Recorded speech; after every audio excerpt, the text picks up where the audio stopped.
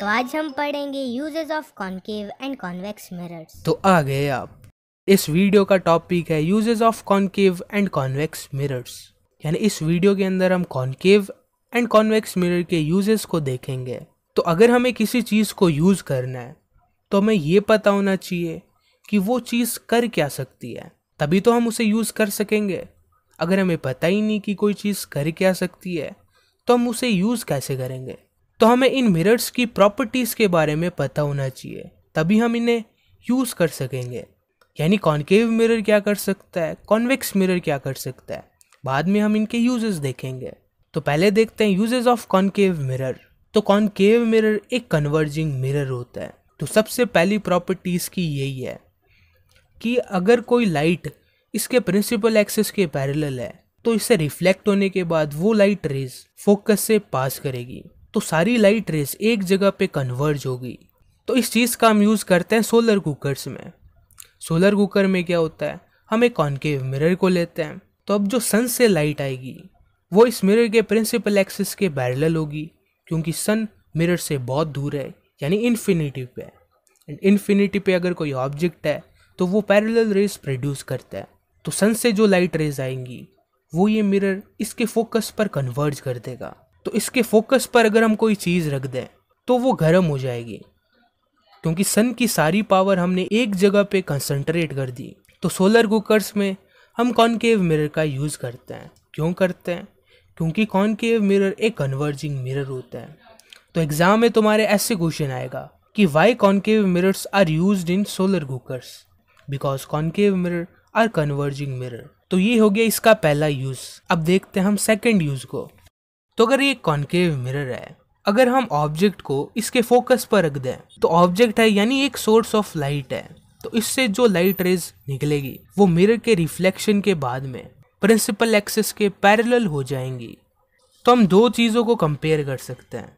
अगर हम ऑब्जेक्ट को एक जगह रखें बिना किसी मिरर के तो वो ऑब्जेक्ट चारों तरफ लाइट को स्कैटर करेगा, पर अगर हम इस ऑब्जेक्ट को मिरर के फोकस पर रखते हैं तो ये मिरर इसकी सारी लाइट को एक डायरेक्शन में भेज देगा। तो इस चीज़ का हम यूज़ कर सकते हैं टॉर्च में। टॉर्च से हमें एक डायरेक्शन में देखना होता है, यानी लाइट को हमें एक डायरेक्शन में भेजना होता है। तो उस केस के अंदर हम टॉर्च के बल्ब को इस मिरर के फोकस पर रख देते हैं, तो बल्ब से लाइट रेज निकलेंगी, तो ये मिरर उन लाइट रेज को एक डायरेक्शन में भेज देगा। तो ऐसे टॉर्च से एक स्ट्रॉन्ग बीम निकल पाती है। बीम क्या होती है? ये जो रेज है, इन सारी रेज के ग्रुप को हम कहते हैं बीम, यानी बीम होती है ग्रुप ऑफ रेज। तो concave mirror powerful beam of light को प्रोड्यूस कर सकते हैं, इस वजह से उन्हें हम टॉर्च में यूज़ करते हैं। इन्हें हम कार की हेडलाइट्स में भी यूज़ कर सकते हैं, क्योंकि कार की हेडलाइट से हमें एक डायरेक्शन में देखना होता है, तो लाइट को ये मिरर एक डायरेक्शन में स्कैटर कर देता है।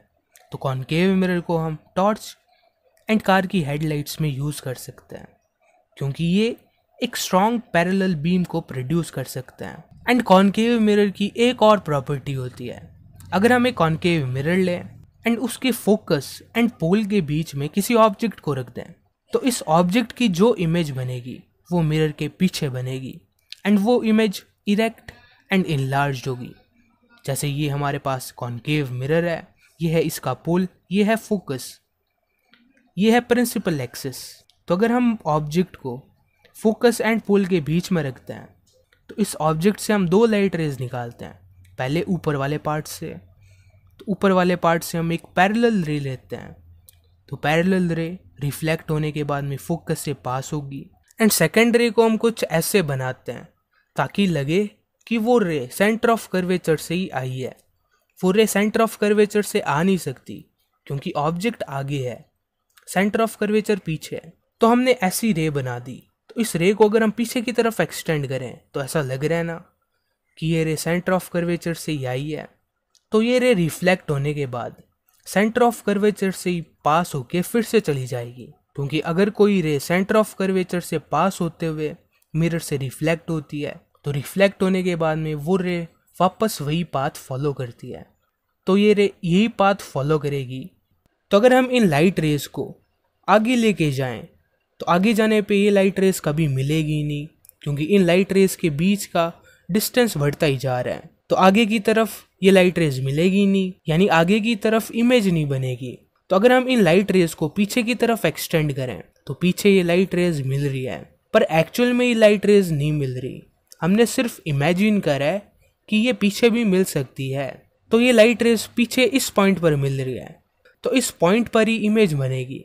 तो ये लाइट रेज ऑब्जेक्ट के ए पार्ट से आई है, तो जिस पॉइंट पे लाइट रेज मिली है वो इमेज का ए पार्ट है, यानी ए डैश, एंड नीचे वाला हो जाएगा बी डैश। तो हमें इमेज मिल गई ए डैश बी डैश। तो ये इमेज इरेक्ट एंड इनलार्ज्ड है। इरेक्ट यानी सीधी, इनलार्ज यानी बड़ी। तो अगर हम ऑब्जेक्ट को फोकस एंड पोल के बीच में रखते हैं तो कॉनकेव मिरर हमें एक इरेक्ट एंड इनलार्ज इमेज देता है, यानी कॉनकेव मिरर का यूज़ करके हम किसी ऑब्जेक्ट की बड़ी इमेज देख सकते हैं। तो इस चीज़ को हम यूज़ करते हैं शेविंग के वक्त। शेविंग के वक्त चेहरे की बड़ी इमेज चाहिए होती है ताकि अच्छे से शेविंग हो पाए, तो उसके लिए हम कॉनकेव मिरर का यूज़ करते हैं, क्योंकि कॉनकेव मिरर चेहरे की बड़ी एंड इरेक्ट इमेज देता है, तो उससे अच्छे से शेव हो पाती है। तो कॉनकेव मिरर का यूज़ हम करते हैं as a shaving mirror. And जो मिरर डेंटिस्ट यूज़ करते हैं वो भी कॉनकेव मिरर होता है, क्योंकि डेंटिस्ट को भी दांतों की बड़ी इमेज चाहिए होती है ताकि वो अच्छे से उन्हें एग्जामिन कर पाए। तो जो मिरर डेंटिस्ट यूज़ करते हैं वो भी कॉनकेव मिरर होता है। Concave mirror erect and enlarge image देता है, यानी सीधी एंड बड़ी इमेज देता है, जिससे डेंटिस्ट का काम आसान हो जाता है। तो ये हो गए यूजेस ऑफ कॉनकेव मिरर। हमने कॉनकेव मिरर के सारे यूजेस देख लिए हैं। तो अब देखते हैं यूजेस ऑफ कॉन्वेक्स मिरर्स। तो अगर हमारे पास एक कॉन्वेक्स मिरर है एंड एक कॉनकेव मिरर है, तो अगर इस डायरेक्शन से एक लाइट रे आ रही है तो इस लाइट रे को कॉन्वेक्स मिरर रिफ्लेक्ट कर सकता है, पर कॉनकेव मिरर इसे रिफ्लेक्ट नहीं कर सकता, क्योंकि कॉनकेव मिरर की रिफ्लेक्टिंग सरफेस अंदर वाली साइड है। ये रिफ्लेक्टिंग सरफेस है ही नहीं, तो ये इसे रिफ्लेक्ट नहीं कर सकता। अगर सामने से लाइट आ रही है तो उसे दोनों मिरर्स रिफ्लेक्ट कर सकते हैं। इस साइड से लाइट आ रही है तो इस लाइट को कॉन्वेक्स मिरर रिफ्लेक्ट कर सकता है, कॉनकेव मिरर रिफ्लेक्ट नहीं कर सकता। तो हम कह सकते हैं कॉन्वेक्स मिरर एक ज़्यादा एरिया की लाइट को रिफ्लेक्ट कर सकता है as compare to concave mirror.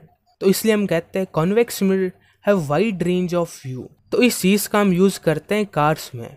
जैसे ये मिरर कार की साइड में लगा हुआ है, तो इस मिरर के पीछे रोड होगी, रोड पे होगी व्हीकल्स यानी ऑब्जेक्ट्स, उनसे लाइट टकरा के मिरर पर आएगी। तो अगर कोई कार इस साइड है तो उससे जो लाइट निकलेगी वो मिरर रिफ्लेक्ट कर सकता है। अगर कार बीच में है तो उसे भी रिफ्लेक्ट कर सकता है, यानी इस मिरर से हम रोड के ज़्यादा पार्ट को देख सकते हैं। इसलिए हम कॉन्वेक्स मिरर का as a rear view mirror use करते हैं। क्यों करते हैं? क्योंकि कॉन्वेक्स मिरर के पास वाइड रेंज ऑफ व्यू होता है, यानी ये ज़्यादा लाइट को रिफ्लेक्ट कर सकता है। तो कॉन्वेक्स मिरर का यूज़ करके ड्राइवर ज़्यादा एरिया की इमेज को देख सकता है। एंड कॉन्वेक्स मिरर को हम यूज़ करते हैं स्ट्रीट लाइट्स में। स्ट्रीट लाइट में हमें क्या करना होता है, एक बल्ब की लाइट को ज़्यादा एरिया में स्कैटर करना होता है। एंड हमें पता है कॉन्वेक्स मिरर एक डाइवर्जिंग मिरर होता है, यानी अगर कॉन्वेक्स मिरर से ये लाइट रेज आकर रिफ्लेक्ट हो रही है तो कॉन्वेक्स मिरर इन्हें डाइवर्ज कर देगा, यानी फैला देगा। एंड यही चीज़ हमें स्ट्रीट लाइट्स में चाहिए होती है, हमें लाइट को ज़्यादा से ज़्यादा एरिया में फैलाना होता है। तो कॉन्वेक्स मिरर को हम यूज़ करते हैं स्ट्रीट लाइट्स में, क्योंकि इनका नेचर होता है डाइवर्जिंग। तो ये हो गए uses of concave and convex mirrors. And इस वीडियो को यहाँ पर ही ख़त्म करते हैं। अब मिलते हैं अगली वीडियो में। उस वीडियो का लिंक तुम्हें डिस्क्रिप्शन में मिल जाएगा, तो जल्दी आ जाना।